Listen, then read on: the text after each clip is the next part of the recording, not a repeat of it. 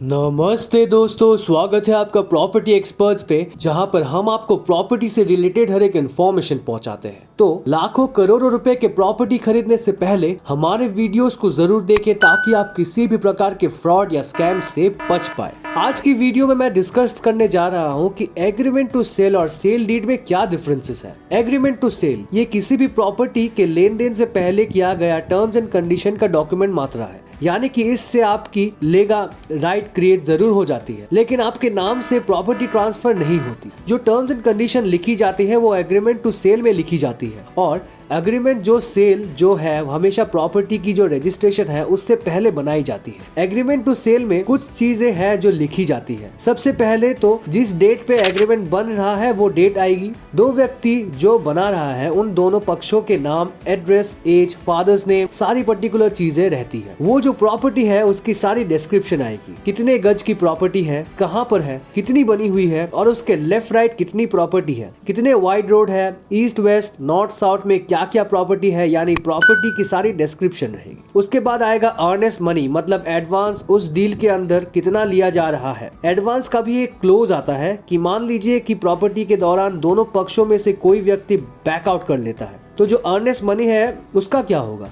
उसके बाद penalty cross, इसका मतलब होता है कि मान लीजिए उस डील में जो टर्म्स एंड कंडीशन लिखी गई है वो अगर वायलेट हो जाती है तो उसके अंदर में क्या पेनल्टी रहेगी। टाइम का शेड्यूल होता है, पेमेंट कब कब देनी है, पेमेंट कितने दिनों में देना है, कैसे देना है, टाइम शेड्यूल में आता है। इसके अलावा जो सेलर है वो इंडेमनिटी भी देता है कि ये जो प्रॉपर्टी होगी सारी तरह से free from all income branches होगी कि नहीं। इसमें भी किस तरह से या फिर किस तरह का लेन देन नहीं होगा, ये तो सरकारी हो या फिर किसी प्राइवेट की हो। इसके अलावा जो बिजली पानी के बिल्स वगैरह है वो उस डेट तक पूरे क्लियर होंगे। एग्रीमेंट टू सेल वो सिर्फ और सिर्फ एक ऐसा डॉक्यूमेंट है जो बिक्रेसी किसी प्रॉपर्टी के पहले बनाई जाती है, उसमें सारी टर्म्स एंड कंडीशंस तय की जाती है। अब आते हैं सेल डीड में। ये एक ऐसा प्रॉपर्टी है जो ट्रांसफर कराने से पहले एग्जीक्यूट किया जाता है, और वो जो डॉक्यूमेंट होता है सेल डीड, उसी सेल डीड के डॉक्यूमेंट में कि कोई भी प्रॉपर्टी जो है रजिस्टर्ड के यहाँ ट्रांसफर होती है, उसके ऊपर में जो करंट वैल्यू होती है मार्केट की, उसी करंट वैल्यू के तहत स्टैम्प ड्यूटी पेड करनी पड़ती है। सेल डीड के अंदर की कुछ कंडीशन जो है, जैसे एड्रेस वगैरह हो गई,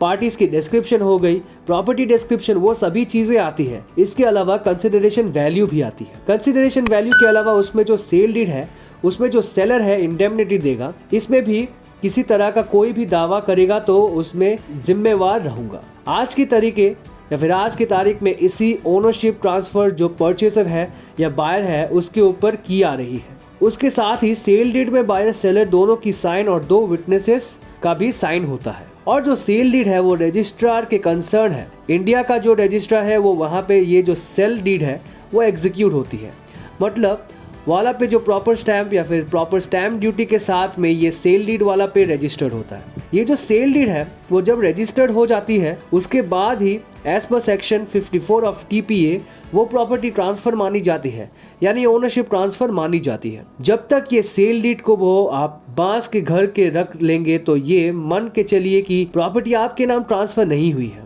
सेल डीड भी इसीलिए बनाई जाती है कि आप सेल डीड के बाद में कंसर्न एरिया को जब रजिस्टर्ड ऑफिस में जाके इस सेल डीड को ट्रांसफर करवाए अपने नाम पे, और जो भी स्टैम्प ड्यूटी वहाँ पे उस समय लगी हुई है उतनी स्टैम्प ड्यूटी पेमेंट करे, और उस दौरान में दोनों पक्षों के वहाँ मौजूद रहना उनके संग, और उनके दोनों विटनेस को भी वहाँ मौजूद होता है, उनका भी साइन होता है, और उनकी पूरी की पूरी उसमें डिस्क्रिप्शन आती है कि आपने ये प्रॉपर्टी कितने में खरीदी है, कितने रुपए आपने दिए हैं, और इसके अलावा जो भी टर्म्स एंड कंडीशंस आपने इसके लिए तय की है वो सारी आएगी।